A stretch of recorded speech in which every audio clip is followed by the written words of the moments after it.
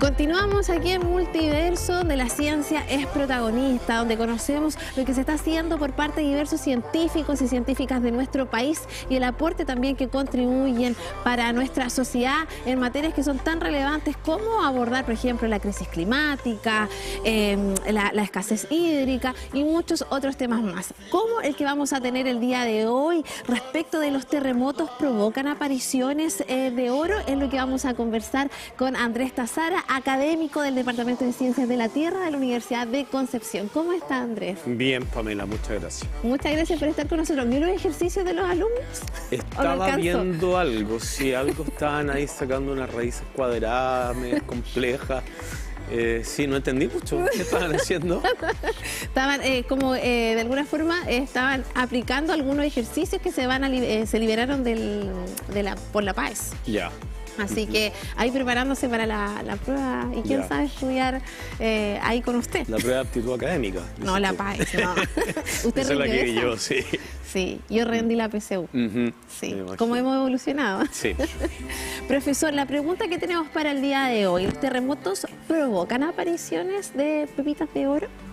Así dicen estos científicos australianos, sí.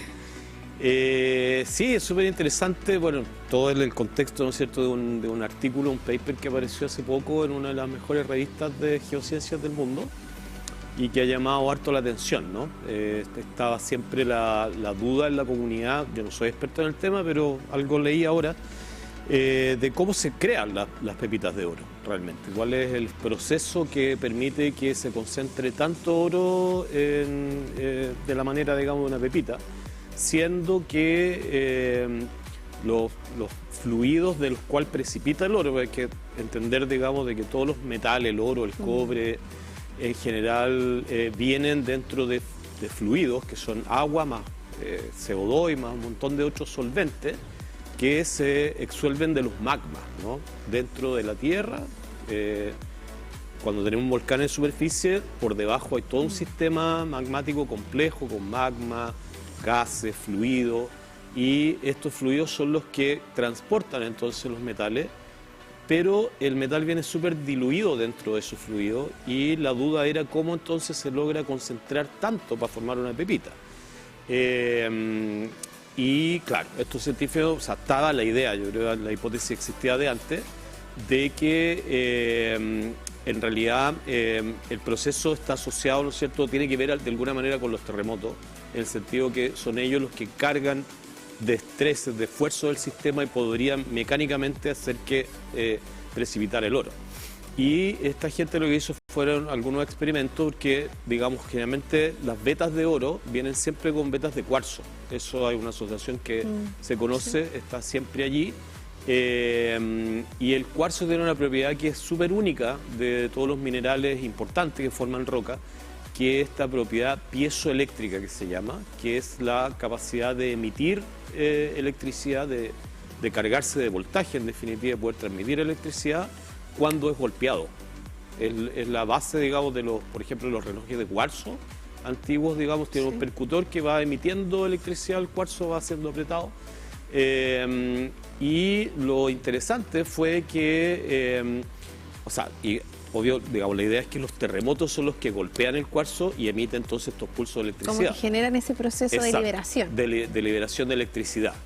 Y lo interesante es que cuando esto ocurre en presencia de un fluido que viene con metales, esa carga eléctrica actúa, digamos, en definitiva como electrifica el sistema, por así decirlo, y tiene la propiedad entonces de hacer decantar el oro, en realidad igual como se concentra, por ejemplo, en las pilas de lixiviación en la minería, que lo que hacen es poner unos cátodos en una solución y en torno a los cátodos se va concentrando el metal, el cobre, por ejemplo, se hace así. Esto pasaría de forma natural cada vez que hay un terremoto y en presencia de estos cuarzos que están formándose en la veta, pero que vienen del mismo fluido que también precipita el oro. Y parece súper razonable la idea, parecía razonable desde siempre, pero esto lo que hace es demostrarlo en el laboratorio. Y eso fue un tremendo aporte, la verdad. De hecho, acá lo conversábamos el otro día de que Chile también, si nosotros nos podríamos convertir en un segundo productor de cobalto también, que otro de los minerales como importante y de alguna forma considerando el contexto del país y las condiciones que tenemos.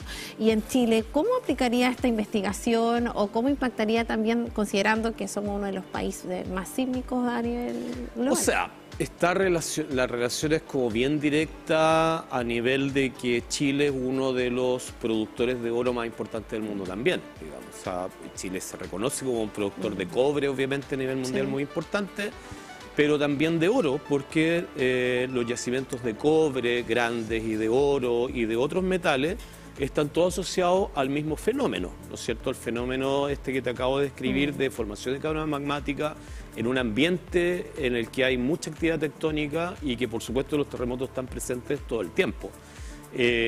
Y eso a escala bien, digamos, de lo que llamaríamos la zona de subducción, ¿no? Esta zona donde la placa oceánica se hunde por debajo de la continental, se generan los grandes terremotos en el contacto y además está todo este magmatismo ocurriendo, ¿no? Entonces, ese contexto tectónico es súper propio de Chile, lo es también de un montón de otros países del mundo, pero aquí además todos los procesos de formación de cordilleras, ¿no es cierto?, los cuales también está asociado el magmatismo, son muy importantes. Tenemos una de las cordilleras más grandes del planeta y en ese proceso también se activan fallas que generan terremotos más cercanos a todos estos yacimientos. ¿Como la falla de San Andrés? Bueno, la falla de San Andrés es un tipo de falla cortical similar a las que estoy tratando yo de relacionar, digamos, con la formación de los yacimientos de oro. Esa es la única, quizás, similitud, porque la falla de San Andrés es un contacto entre dos placas, al igual que como nuestra zona de subducción es un contacto entre una placa que se hunde y otra que está arriba, la falla de San Andrés es un contacto entre placas que se mueven lateralmente. Entonces, no es cualquier falla, es una gigantesca falla que pone en contacto dos placas. Y se ha hablado mucho respecto de los impactos que podría tener si ocurre lo que no queremos. Claro, no, sería terrible. Obviamente, bueno, depende de dónde ocurra, en qué segmento de la falla ¿Cuál es la ocurra. situación Por ejemplo, actual? lo que estamos viendo en la tele, si pasa un terremoto en ese mismo sector, no pasa mucho porque no hay muchas casas. Pero si la falla rompe en Los Ángeles, con decenas de millones de personas viviendo ahí, por supuesto que sería terrible. ¿Cómo se está monitoreando también la falla de San Andrés y sobre todo, porque hay bastante temor muchas veces por parte de la comunidad referente a esto específicamente? ¿Cuál ha sido la labor también de ustedes como científicos de poder hacer este monitoreo? O sea, la falla de San Andrés, o todo el sur de California, digamos, California es el sector del planeta mejor monitoreado que existe, digamos, y con una data más larga también. La sismología nació en California, por así decirlo, y desde allí se ha seguido desarrollando. Los laboratorios más importantes en nuestra área están en California, como el California Institute of Technology, que es súper importante, donde hay muchos colegas que están trabajando desde ahí desde siempre. Y tuvo un impulso, la sismología quizás se venía ya hablando más seriamente de entender los terremotos a finales del siglo XIX, pero en 1906 ocurrió el gran terremoto de San Francisco, que fue quizá una de las catástrofes más terribles, digamos, de la historia sísmica del planeta. De hecho, ha generado bastante, el cine lo ha tomado también. Es verdad, ¿no es cierto? Y ese terremoto, bueno, además generó, producto del terremoto, un incendio gigantesco, destruyó la ciudad. Y de verdad eso fue un impulso muy grande para la sismología. Bueno, ese mismo año hubo un terremoto en Colombia también muy grande y uno en Chile, el terremoto de 1906 de Valparaíso, que creó, por ejemplo, el servicio sismológico. Lo que fue después el servicio sismológico nace ahí en realidad y se invirtió mucha plata en Chile también, al igual como estaba pasando en el resto del mundo, producto de que coincidentemente hubieron estos grandes terremotos. Pero bueno, como te digo, o sea, producto de eso el desarrollo en California ha sido gigante, la instrumentación, digamos, mucho en la instrumentación sismológica, geodética, que hoy día está disponible tecnológicamente, realmente nace allí. Profesor, de esa instrumentación, de los avances tecnológicos que ellos aplican considerando que son protagonistas también del desarrollo de la ciencia, ¿qué podríamos replicar nosotros como Chile también en cuanto al monitoreo a nivel nacional? De lo que ellos realizan o de lo que a lo mejor nos falta o las brechas que existen. Bueno, también. claro, a ver, en Estados Unidos en general están en una etapa en que todos los datos de monitoreo ¿no? Todos los datos que registran los sismómetros, los GPS y todos los equipos, fluyen hacia un sistema que permite hacer un pronóstico realmente de la actividad sísmica todos los días. Es casi que dan un pronóstico igual que el pronóstico del clima, es un pronóstico de los terremotos. Y está obviamente todo el sistema conectado además con un sistema digamos, de protección civil, en definitiva, ¿no es cierto? Que es muy robusto en ese sentido. Y hoy día en Chile yo creo que ese es el paso que falta, ¿no es cierto? El paso de estar observando actividad y reportándola, que es lo que hace el Centro Sismológico Nacional, reporta cada sismo que ocurre en el país con magnitud mayor a 3, lo podemos saber a los 5 minutos después de ocurrir el terremoto o menos, depende, pero el reporte está a los 5 minutos.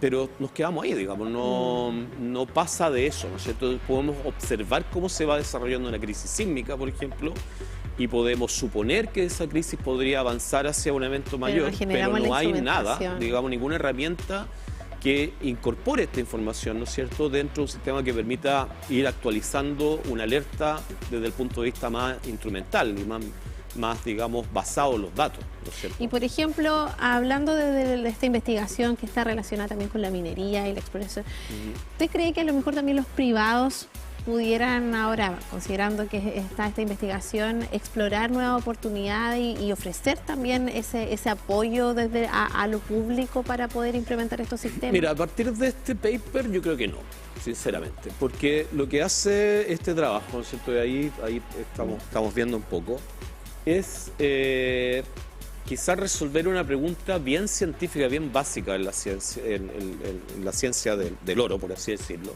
que es cómo se forma un yacimiento, ¿no es cierto? El origen. El origen del yacimiento, que a todo esto ocurre siempre a profundidad, digamos, para que pueda precipitar el oro, todavía lo hace desde un fluido muy caliente y a altas presiones. Se forma el yacimiento y millones de años después, producto de la erosión por arriba, las lluvias, ¿no es cierto?, van sacando el material y van haciendo aflorar este yacimiento y lo podemos explotar entonces varios millones de años después de que se formó. La gran mayoría de los yacimientos de oro en Chile es importante, lo que es la franja del Indio, que está en La Serena para arriba, o Copiapó hacia arriba, y hay una franja bien grande de oro. Esa se formó hace 15, 17 millones de años atrás. Entonces, hoy día, digamos, con esta investigación podemos entender la relación que podría tener ese oro con eventuales terremotos que ocurrieron en ese momento. Pero los terremotos que ocurren en este momento, hoy día, ¿no es cierto?, quizás están generando yacimientos de oro, pero que vamos a ver, o van a ver. O sea, en muchos años más. En 10 millones de años. O sea, cuando más. no estemos. O sea, definitivamente no. Y otros estarán, pero realmente, digamos, tratar de enganchar a la industria minera a que ponga más recursos en el monitoreo sísmico producto de esta relación, sería vender una pomada que realmente no lo hace. No tiene sentido. Pero al margen de eso, o sea, la industria minera sí está interesada en la sismicidad y de hecho han hecho varias, digamos, empresas privadas mineras, Codelco también en todo caso, de exploración, se dan cuenta de que las zonas donde están los yacimientos actualmente, los yacimientos son viejos, ¿no? Pero que hoy día están expuestos, nos damos cuenta de que todos están controlados por fallas que tuvieron una actividad tectónica en su momento y que hoy día, en el campo de esfuerzos que hoy día existe, siguen estando activas y siguen generando sismicidad.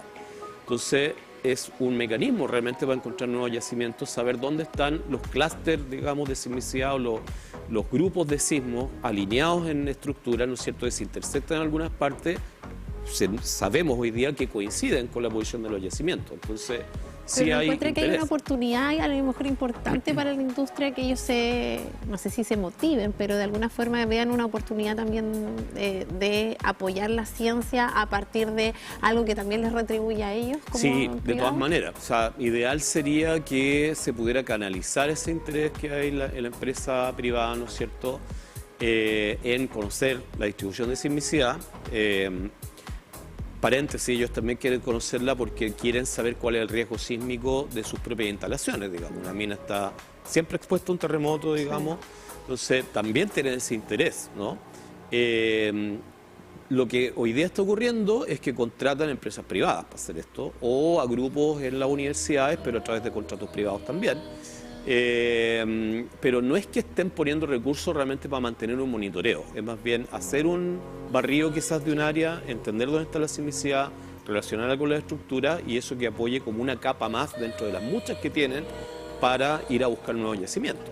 Entonces, y eso es para ellos información estratégica.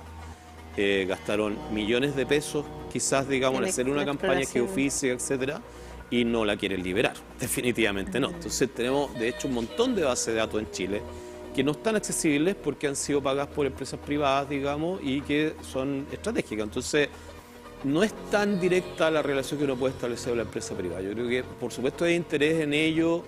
Falta un ente que los pueda reunir, la política pública, para claro que porque la academia, lo privado, lo público, podrían reunirse y mejorar estas brechas que tenemos a nivel país también. Absolutamente, seguro que sí, seguro que sí. Yo creo que ahí también hay un trabajo que se podría ir haciendo, que hay que hacer, digamos, pero tiene que, es, en definitiva, una decisión más bien política, ¿no? Como siempre, la otra vez que hablábamos, ¿te acuerdas? También caíamos finalmente en que para avanzar así como a nivel país, por supuesto, tiene que ser una decisión del país y quien la toma es el gobierno, el Estado, más que el gobierno, digamos, el gobierno que administra ese Estado tendrá o no esa visión política como para poder avanzar en estas direcciones. Yo creo que, por supuesto, sería óptimo que tuviéramos más recursos nosotros los científicos, que pudiéramos hacer un mucho mejor monitoreo de la actividad que está ocurriendo. Y si los recursos vengan de donde vengan, van a ser bien recibidos. Uno tiene la idea de que de la empresa privada hay muchos recursos y podría haber interés, pero hay que buscar fórmulas quizás más concretas, donde apoyarlos a ellos, donde está la ganancia también para ellos, ¿no es cierto? Considerando que hablamos la otra vez en otra edición del Multiverso del cobalto, ahora estamos hablando de esta investigación también a partir de los yacimientos o de cómo es el origen también de dónde nacen estos yacimientos. ¿Por qué pasa que en nuestro país tenemos tantos minerales, cierto, que podemos explorar y de alguna forma dinamizar la economía de nuestro país? Muchas veces no se llega a esa conexión tanto de lo público, lo privado, de la academia, para de alguna forma a dinamizar la economía de nuestro país. Y aprovechando el avance científico que tenemos, considerando que la academia aquí es muy potente a nivel mundial también. O sea, mira, desde la perspectiva de un geólogo como yo, la verdad es que el dinamismo de la industria minera, ¿no es cierto?, depende esencialmente de factores totalmente externos, que son los precios de los metales en el planeta, ¿no es cierto? El cobre, por ejemplo, tiene ciclos que son más o menos de 10 años, donde hay mucha demanda, se agotan los stocks, sube el precio enormemente. Entonces esto hace que haya mayor cantidad de exploración, mayor explotación también, se generan unos tremendos stocks y ya no hay tanta demanda, con respecto, o sea, mucho mayor que la demanda, baja el precio y así te va.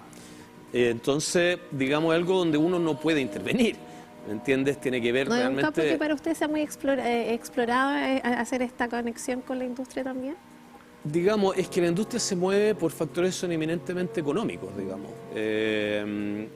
Y tengo entonces la sensación de que en general la explotación, por ejemplo, del litio, para poner un caso que hoy día está muy en boga, ¿no es cierto? El cobalto también, porque es al igual que el litio, un elemento estratégico, ¿no es cierto?, que está empezando a tener mayor y mayor demanda. Pero el litio hace 10 años atrás, digamos, estaban los salares ahí en el norte de Chile, realmente nadie lo explotaba para nada, porque no había tampoco interés, no más que interés, no había demanda. Ahora existe una demanda gigantesca, ¿no es cierto? Y el litio, entonces, mágicamente, aparece como una industria donde hay mucha inversión, donde hay mucho dinamismo, pero no puedo, o sea, lo que el Estado debe hacer en realidad es que cuando ocurran estos pics de demanda, poder generar incentivos para que las empresas puedan desarrollar entonces estas inversiones y poder explotar este recurso que está siendo demandado y aportar entonces al país también a través de impuestos, etcétera, lo que sea. Quizás, bueno, o sea, con el caso del litio realmente ahora sí hay una política y está ocurriendo, ¿no es cierto? El cobalto quizás viene por detrás. También el hidrógeno verde. El hidrógeno verde o todo, digamos, pone desafío en definitiva al Estado, que son complejos, porque eso es, digamos, comenzar a explotar un recurso que antes ni siquiera se consideraba y hay que generar todo tipo de estrategia, bueno, además, ojalá con protección del medio ambiente, digamos, entonces toda una legislación que tiene que ir, que va mucho más lento al final que lo que quisiera la empresa que quiere ponerse a sacar rápidamente todo esto y venderlo hacia afuera, porque ahora son cuando los precios están buenos y no en 5 años más cuando la legislación avance, digamos, lo suficiente. Entonces, ahí hay un desafío que está siempre presente, digamos, y en el que entonces tratar de sacarle la patita de cómo aportas a la ciencia, bueno, también es una oportunidad, ¿no es cierto? También depende de una política pública. Sobre todo desde el punto de vista geológico también, las ciencias de la Tierra. Claro que sí, pero bueno, en ese sentido, por ejemplo, volviendo al litio, ahora en el último concurso de proyectos anillo, que son proyectos de mediana envergadura, o sea, relativamente grandes, 200, 300 millones de pesos al año, hubo un llamado especial para el litio, digamos. Y, presentar proyectos, ¿no es cierto?, de grupos de investigación que se dedicasen a entender el tema del litio y a buscar entonces desde la ciencia oportunidades de mejora en la explotación del litio, la exploración, etc. Y ahí se lo ganaron unos colegas acá de la universidad, los podría invitar después para que te hablen del litio. Ya nos va a dar sí, te doy el dato. los datos. La Fernanda Álvarez, mi colega, la directora del proyecto. Sí, y claro, eso es reflejo entonces de una reacción del Estado que tiene recursos para formar centros de investigación y dice, bueno, ¿en qué canasta pongo mis huevos al final? Y claro, o sea, tiene todo el sentido, todos estuvimos súper de acuerdo en que había que tener un centro especial para el litio, digamos. También estamos todos de acuerdo que tenemos que tener un gran centro para estudio de terremoto, como hablábamos la otra vez. Pero no sabemos si el llamado a esos grandes centros realmente va a venir con un llamado específico, queremos un centro de terremoto o no. Pero se avanza. Yo creo que, digamos, uno quisiera, quizás cuando lo ve desde afuera, que las cosas fueran, o sea, se las imagina mucho más simples, ¿no?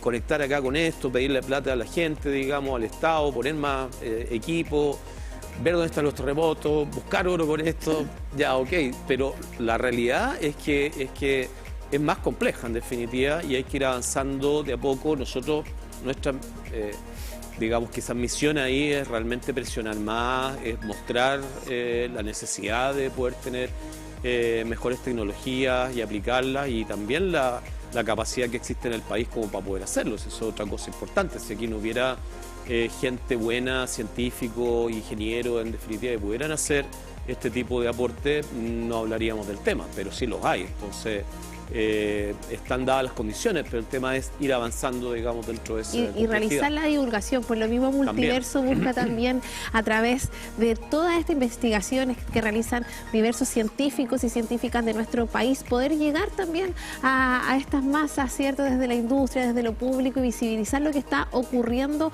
para el desarrollo de nuestro país en diversos ámbitos. Andrés Casara, académico del Departamento de Ciencias de la Tierra de la Universidad de Concepción, muchas gracias por estar con nosotros. Gracias nuevamente. A ustedes. Como siempre, esperamos quizás tener esa conexión ahí con la académica que nos dijo. Sí, claro, yo les doy el dato. Muchas gracias, Andrés. Vale. Vamos a una pausa comercial y volvemos aquí al Multiverso, donde, como lo decía Andrés, la ciencia es protagonista.